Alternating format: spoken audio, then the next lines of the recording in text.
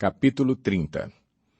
Ezequias enviou uma mensagem a todo o Israel e Judá, e também escreveu cartas a Efraim e a Manassés, convidando-os para virem ao templo do Senhor em Jerusalém e celebrarem a Páscoa do Senhor, o Deus de Israel.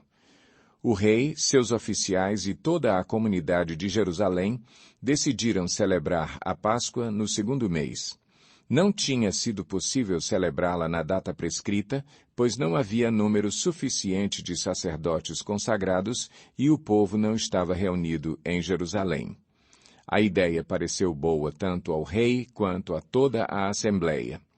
Então decidiram fazer uma proclamação em todo o Israel, desde Berseba até Dan, convocando o povo a Jerusalém para celebrar a Páscoa do Senhor, o Deus de Israel, pois muitos não a celebravam segundo o que estava escrito. Por ordem do rei, mensageiros percorreram Israel e Judá com cartas assinadas pelo rei e pelos seus oficiais com a seguinte mensagem: Israelitas, voltem para o Senhor, o Deus de Abraão, de Isaque e de Israel, para que ele se volte para vocês que restaram e escaparam das mãos do rei da Assíria. Não sejam como seus pais e seus irmãos que foram infiéis ao Senhor, o Deus dos seus antepassados, de maneira que ele os deixou em ruínas, conforme vocês veem.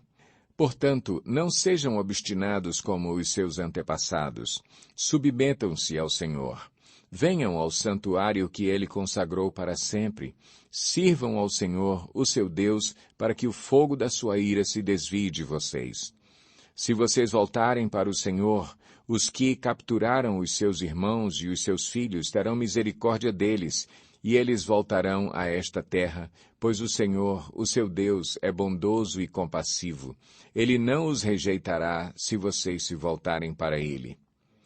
Os mensageiros foram de cidade em cidade, em Efraim e em Manassés e até em Zebulon, mas o povo zombou deles e os expôs ao ridículo.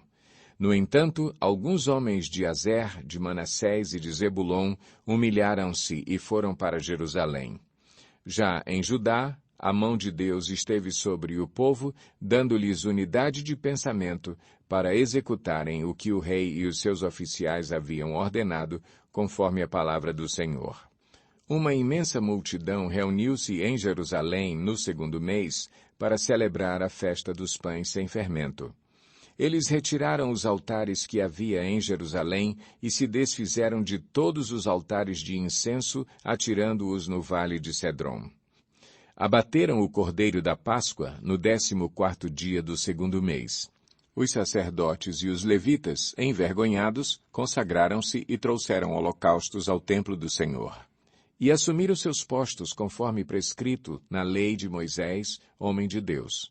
Os sacerdotes aspergiram o sangue que os levitas lhes entregaram.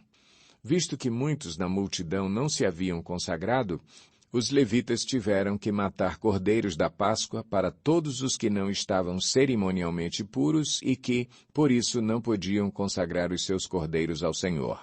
Embora muitos dos que vieram de Efraim, de Manassés, de Issacar e de Zebulon não se tivessem purificado, assim mesmo comeram a Páscoa, contrariando o que estava escrito.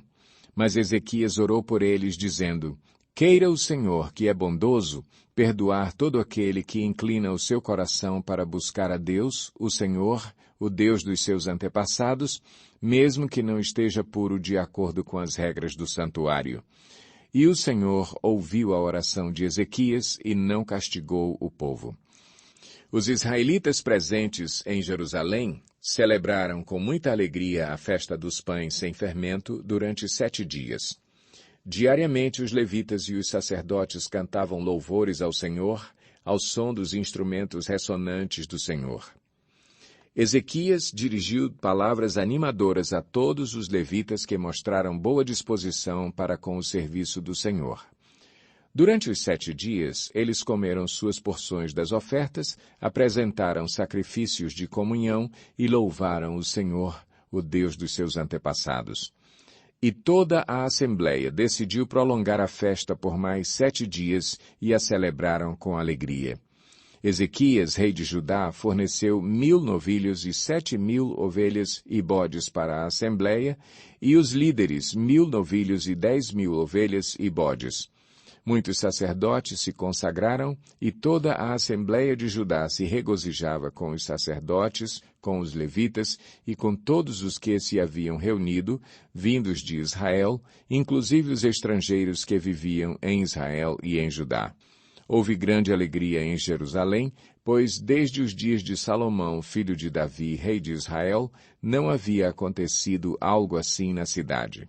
Os sacerdotes e os levitas levantaram-se para abençoar o povo, e Deus os ouviu. A oração deles chegou aos céus, sua santa habitação.